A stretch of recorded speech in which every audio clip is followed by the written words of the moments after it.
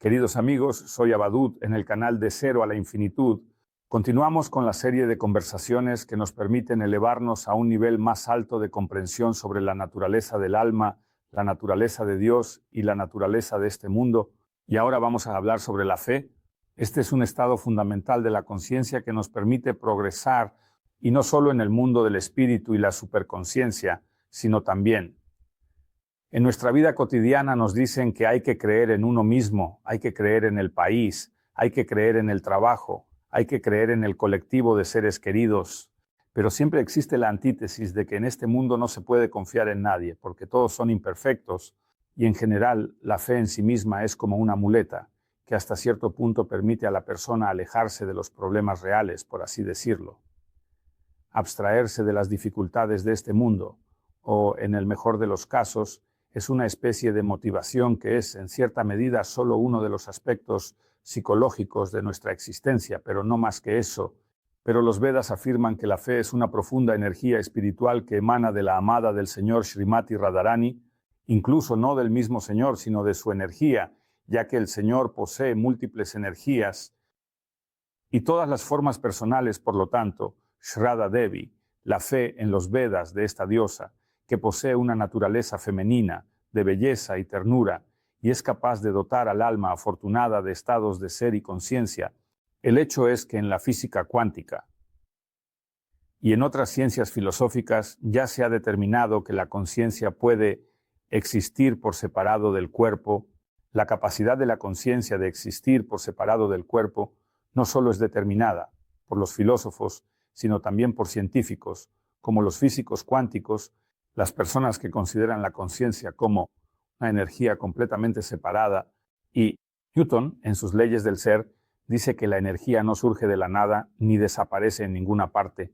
Esto significa que esta energía está en constante movimiento. Puede venir a nosotros como energía y dejarnos.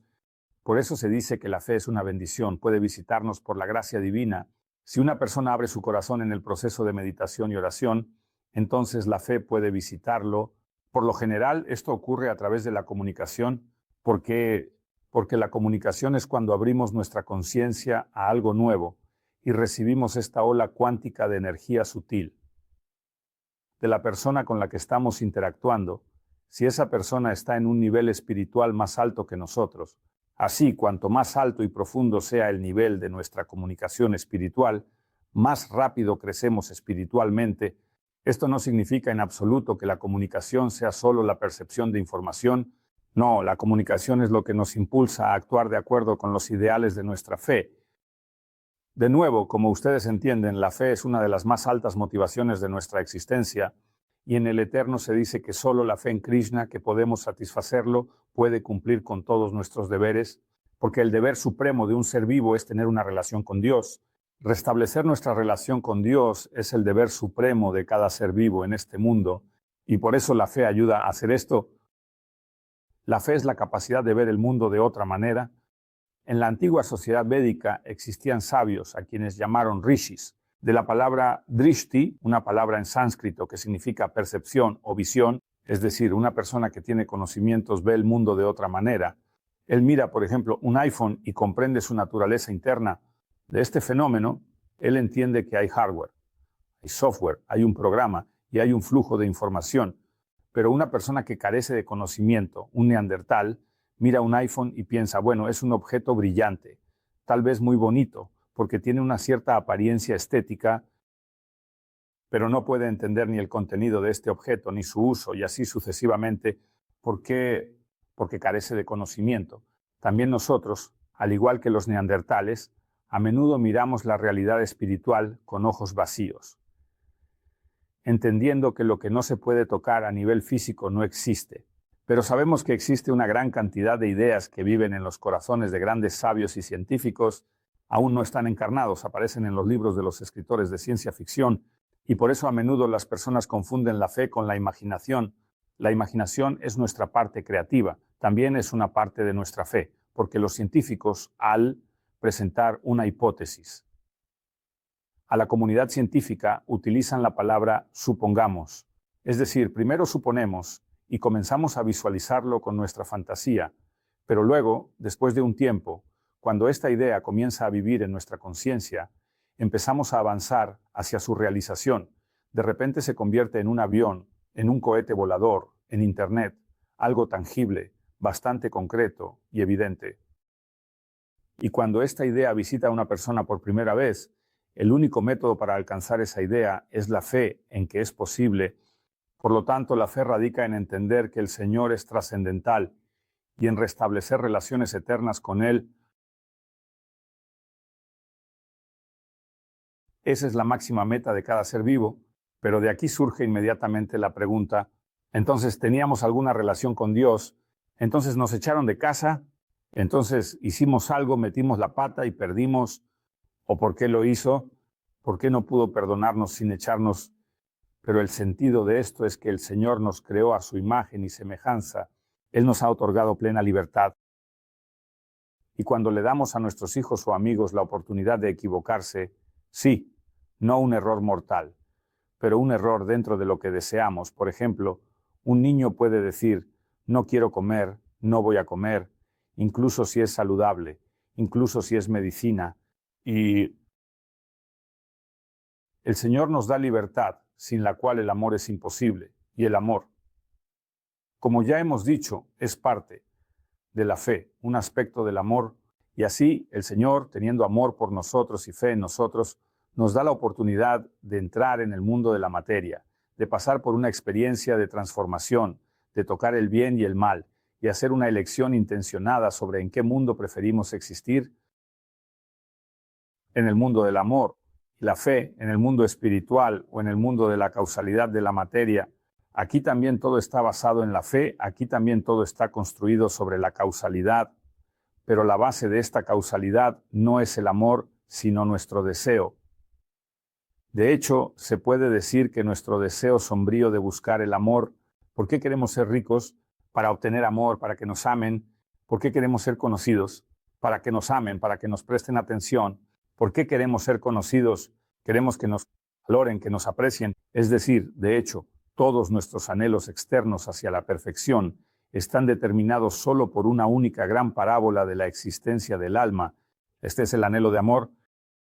Pero lo sorprendente es que el amor es un estado mutuo, y en el amor es mucho más importante y poderoso tener la capacidad de amar que recibir amor. Y por eso la bhakti en sí misma, la tradición, es aprender a amar a Dios. El Señor ya ama a cada ser vivo, Él ya está listo para entrar en relaciones absolutas con cada ser vivo, pero no cada ser vivo, especialmente en este mundo, posee amor por Dios.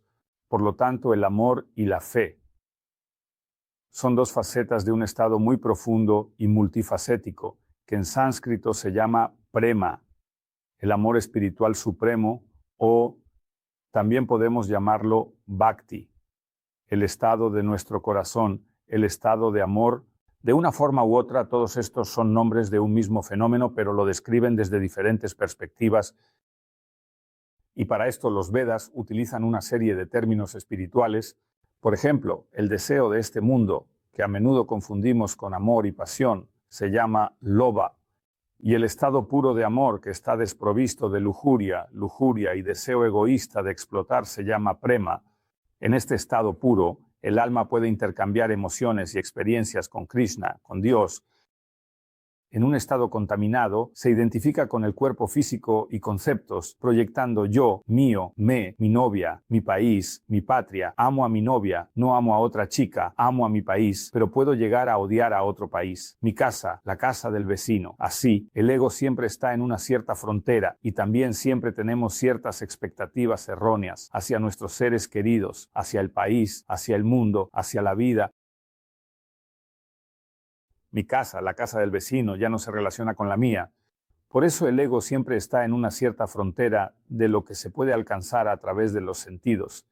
Y también siempre tenemos ciertas expectativas erróneas hacia nuestros seres queridos, hacia el país, hacia el mundo, hacia la vida. Y cuando estas expectativas no se cumplen, comenzamos a enojarnos o sentimos desagrado porque alguien no cumplió nuestras expectativas. Y así está estructurado nuestro subconsciente, que no queremos cumplir las expectativas de los demás.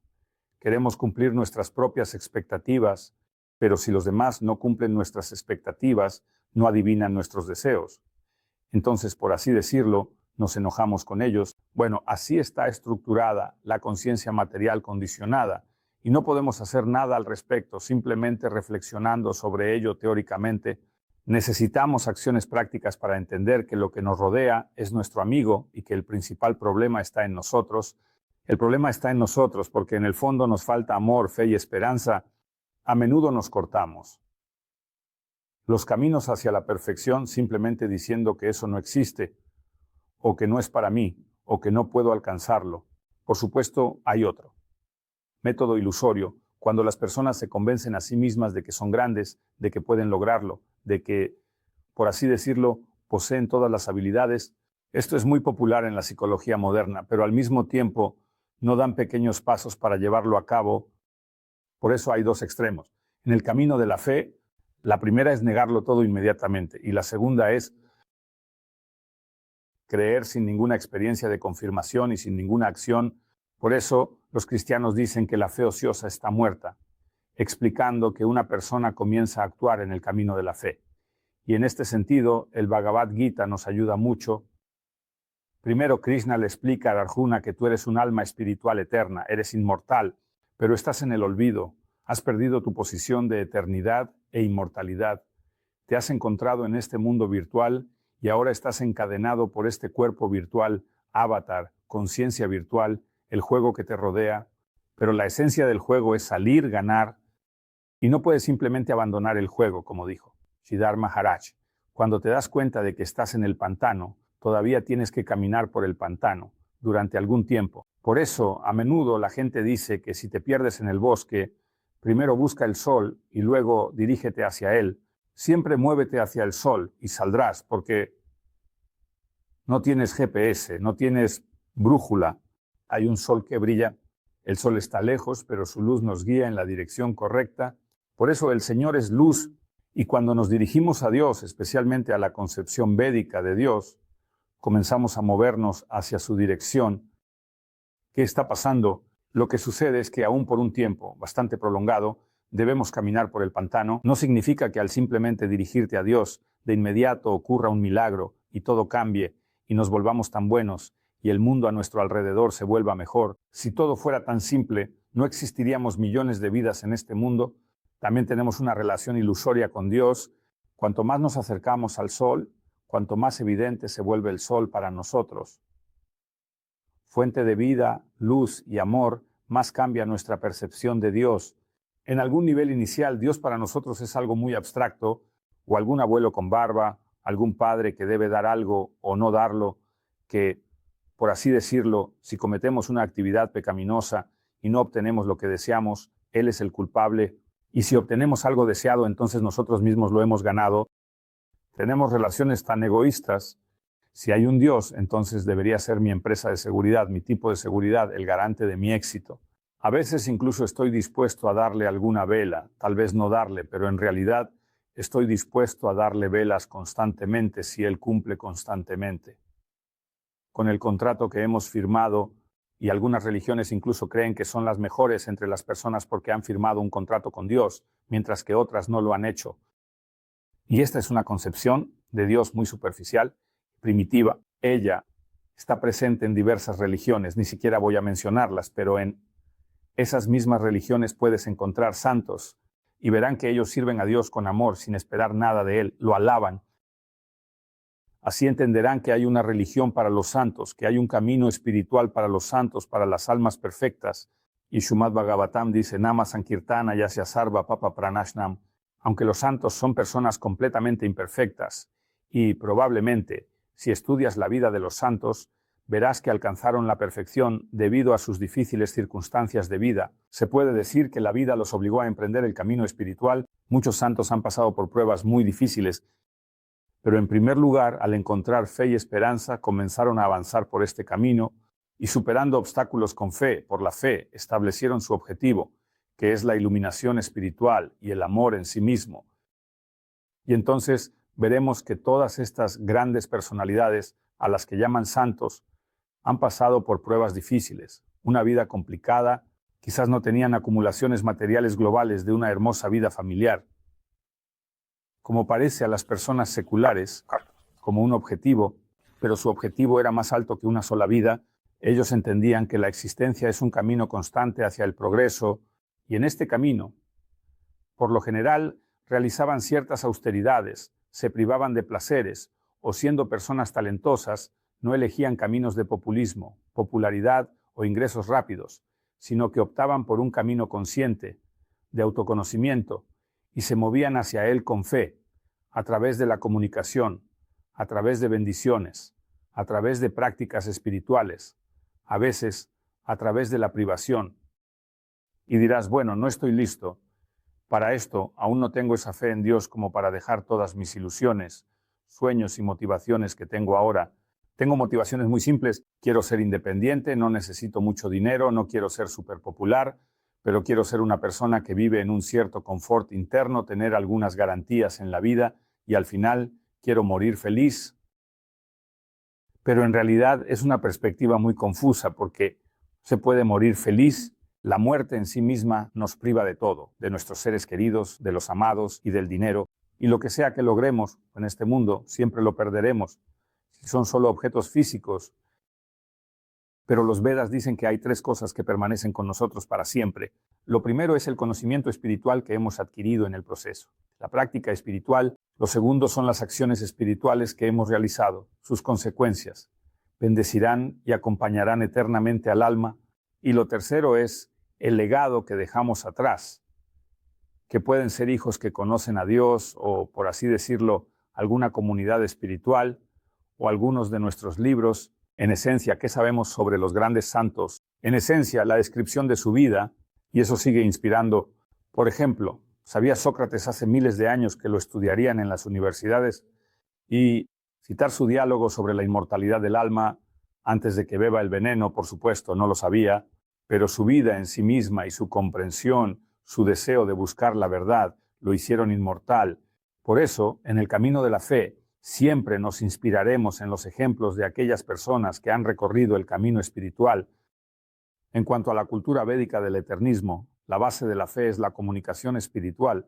Estoy muy agradecido por el tiempo que han dedicado a escuchar esta modesta conversación, donde con un lenguaje muy imperfecto expresé algunos argumentos sobre el hecho de que la fe es eterna, que es parte del amor y que es parte de nuestra existencia. Ahora, ¿cómo podemos desarrollar la fe? Bueno, en primer lugar, debemos adquirir fe en las obras védicas, porque los Vedas no son solo una ciencia espiritual, son ciencia en sí misma. No existe una ciencia espiritual y una material, existen secciones de la ciencia, pero todo es un reflejo del ser espiritual. Todas las energías se manifiestan en el mundo material, a través de la materia, a través de la conciencia, pero también existen en un estado espiritual puro. Por ejemplo, el sol, desde el punto de vista védico, tiene 2 aspectos. Lo primero es la fuente de energía vital de todo el mundo, y lo segundo es la luz que emana del Señor. La luz que emana del Señor tiene un significado más sutil y subjetivo. Por eso, cuando los brahmanas citan el Rig Veda, Om Tat Vishno Paramam Padam Sada Parshanti Surayo, donde se dice que el sol ve cada ser vivo, que siempre tenemos 2 testigos en la vida, el sol durante el día y la luna durante la noche. Pero esto también indica que el Señor penetra a todo el mundo con su conciencia y no hay nada que el Señor no sepa. Y como testigo, Él siempre no solo es testigo de las acciones negativas que cometemos, sino que también es testigo de nuestras acciones piadosas que realizamos. En otras palabras, esta sutra también proclama que el Señor, como fuente de vida, no solo es la fuente de vida en este cosmos material, sino que también es la fuente de vida, inspiración y existencia del alma, y todo lo que hacemos en nuestro camino espiritual con fe es aceptado eternamente por el Señor. Es decir, tal vez digamos, ¿por qué orar por el bien de todos los seres vivos? No lo apreciarán, no lo entenderán. ¿Por qué realizar alguna práctica espiritual cuando no es evidente qué frutos te traerá en esta vida? Pero los Vedas dicen que no. Cualquier acción espiritual que realices en el camino hacia la perfección se llama Nitya Karma, Nitya Dharma, la actividad eterna del alma. Son alentados por el Señor. Incluso si no traen frutos directamente aquí y ahora, son la base, el fundamento de nuestro crecimiento espiritual y existencia Por eso, en la Bhagavad Gita, Krishna discute este tema con Arjuna y le insta a nunca detenerse en las acciones piadosas, si incluso estas acciones piadosas hoy, tal vez, no traen un resultado objetivo. Aquí y ahora que sea visible y tangible, eso no significa en absoluto que no tengan algún valor.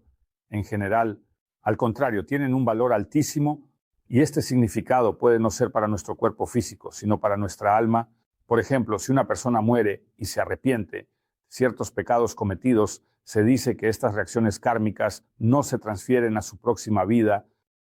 Por eso los cristianos tienen este concepto de arrepentimiento y también existe este concepto en los Vedas, cuando una persona dice, reconozco que cometí tales y tales errores y pide un arrepentimiento sincero, entonces el Señor le quita esa karma y en la próxima vida no recibe reacciones por esa karma.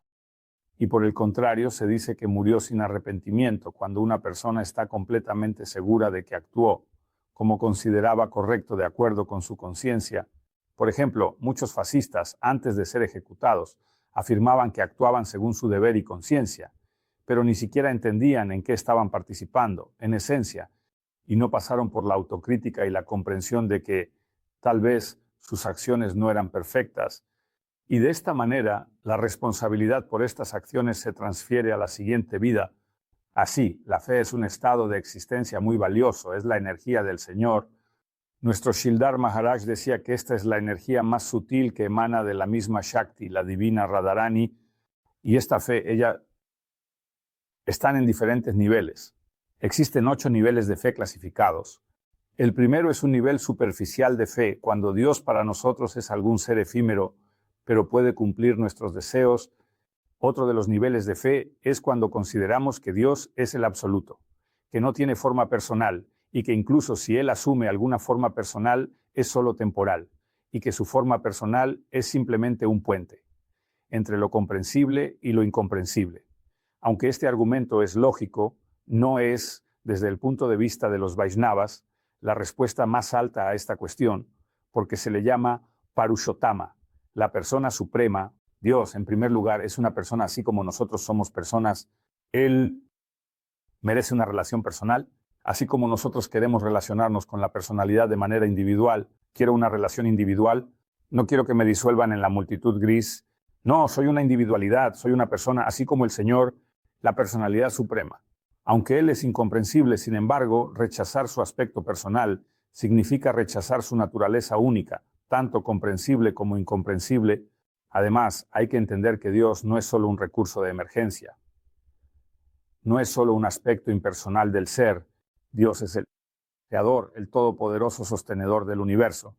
Esta también es una cierta, concepto inicial. ¿Por qué es este un concepto inicial? Porque vemos en él sus cualidades materiales externas. Oh, Él es el creador del universo. Oh, Él es el creador de todo lo que existe. Y eso es maravilloso. Estos son sin duda sus aspectos, pero los aspectos internos de Dios son su belleza, su amor, su ternura, su capacidad para relacionarse con sus devotos, su capacidad para realizar hazañas únicas, su capacidad para vivir en un mundo hermoso donde Él es uno de los habitantes de este mundo. Hay que decir que en Goloka Vrindavana Krishna no lidera, este planeta. Este planeta es dirigido por sus padres como líderes. Su padre y su madre no se preocupan por él, y Krishna es simplemente un hijo, un pastor, el amado de las gopías, porque a Dios le gusta que le muestren amor y cuidado. Y Él quiere delegar a sus devotos para que ocupen una posición más alta que la suya. Por eso Guru Maharaj decía que la fe de Nara es una persona. Lo convierte en Narottama. Narottama es aquel que ocupa una posición más alta que Dios, porque Dios coloca a una persona tan santa en un pedestal. Dios le rinde homenaje. Dios dice, siempre rindo homenaje a mis devotos que me aman, siempre satisfago todos sus deseos. Mis devotos son esas grandes almas por las que yo existo. Es decir, por eso, si alguien hace una afirmación filosófica de que Dios existe por sí mismo, en nombre de sí mismo, por sí mismo, eso es solo una de las facetas de la comprensión de Dios. En realidad, en el más alto sentido de la palabra, en Goloka Vrindavana, el Señor vive por sus devotos. Es asombroso, es un misterio, porque entonces todos querrán, como se dice, convertirse en inmigrantes en el mundo espiritual. Ahora está ocurriendo una inmigración global en el mundo. Las personas de África llegan a Europa, pero no vienen a Europa para convertirse en europeos, sino para seguir siendo africanos, simplemente en mejores condiciones de vida, y por eso los habitantes de Europa no están muy contentos con esto. Por lo tanto, no podemos emigrar a Goloka, Brindávana, con la idea de que simplemente seremos como somos, seres locales, miserables y lujuriosos, sino que necesitamos mejores condiciones de vida, necesitamos que Dios nos sirva, necesitamos tener un mundo eterno e inmortal, y ahí es donde definitivamente pondremos orden. Abriremos una tiendita, nos arreglaremos con los vecinos y nos quedaremos con más de 6 áreas y construiremos una mejor mansión. Pero solo haremos la cerca más alta, para que no se vea, para que nadie nos envidie demasiado. Tal conciencia no puede trasladarnos al mundo del espíritu puro y la conciencia. Es gracioso cuando escuchas, tú mismo sonríes, pero si miras los estereotipos del pensamiento material y lo que la gente considera como el objetivo más alto para sí misma, ahí quiero ser solo, materialmente independiente. Pero en el mundo material es imposible ser materialmente independiente. Sí, incluso el universo material es destruido. Todos dependemos del clima, de la naturaleza, de la situación política, de la situación social, del mercado, de la economía, de la cosecha, y así sucesivamente. Es decir, el ser vivo es completamente dependiente de todas las circunstancias, y por supuesto, en este mundo se puede adquirir una cierta dependencia ilusoria si se piensa que el dinero resuelve todos estos problemas, pero el dinero solo resuelve problemas parciales. Sin duda no se puede existir en este mundo sin dinero, pero vemos que el dinero es una solución a problemas parciales, y vemos que muchas personas ricas experimentan incomodidad, sufrimiento, igual que las personas pobres. Tal vez incluso las personas pobres se enfrentan a las dificultades de la vida de una manera mucho más sencilla que las personas ricas, porque las personas pobres, que no tienen nada, no pretenden nada, les llega algo por la gracia de lo alto, alguna comida, y pueden experimentar felicidad. Muy a menudo en India he visto cómo las personas viven en pequeñas, se podría decir, chozas. Tienen allí niños, animales al lado, pero son felices, sonríen, te invitan a su casa, están dispuestos a ofrecerte algo de comida, a prepararte algo, y es poco probable que eso suceda con una persona rica. Es poco probable que invite a cualquier desconocido a su casa y comience a ofrecerle comida. No, él debe estar seguro de si vale la pena relacionarse contigo por tu estatus social, o tal vez le robes algo, o tal vez no seas una persona adecuada, y así sucesivamente. Por eso vemos que los problemas en este mundo existen tanto para los pobres como para los ricos, tanto para los inteligentes como para los tontos, y la respuesta es fe, amor, que debemos cultivar a través de la comunicación espiritual. Y la comunicación espiritual nos lleva a la práctica espiritual, a la conciencia espiritual y a actuar con otra mentalidad. Es decir, debemos cambiar la paradigma de nuestra percepción de la existencia. Si esta paradigma se cambia, y por supuesto esto sucederá gradualmente, entonces estaremos completamente calificados para ser trasladados al mundo espiritual, el mundo de la existencia superior, mientras nuestra conciencia no cambie. Podemos, por así decirlo, disfrutar de la vida espiritual aquí, en el mundo material, porque aquí hay tanto oportunidades materiales como espirituales, sí, es decir, tanto una como la otra. Y poco a poco debemos decidir qué nos atrae, si algo espiritual, o si queremos quedarnos en este mundo material, naciendo y muriendo eternamente. Y por eso en este mundo material también existe una cierta dharma, una cierta religión, ciertas leyes del karma, que nos permiten experimentar cierta felicidad material. Por eso vemos que hay un grupo bastante grande de personas piadosas que siguen ciertas leyes, ética y moral. Es decir, ellos viven dentro del marco de la ley del karma, pero no más que eso. Es decir, la fe y Dios como una persona con la que quieren establecer una relación no les importa, simplemente creen que Dios nos dio alguna ley, y si vivimos de acuerdo con esta ley, actuamos según esta ley, entonces obtendremos digamos, posición satisfactoria tanto en esta vida como en la siguiente. Muchas gracias por esta conversación. Espero que te haya iluminado sobre algunos aspectos, y en la próxima conversación profundizaremos aún más en los aspectos de nuestra existencia y cómo la fe y otras energías nos afectan.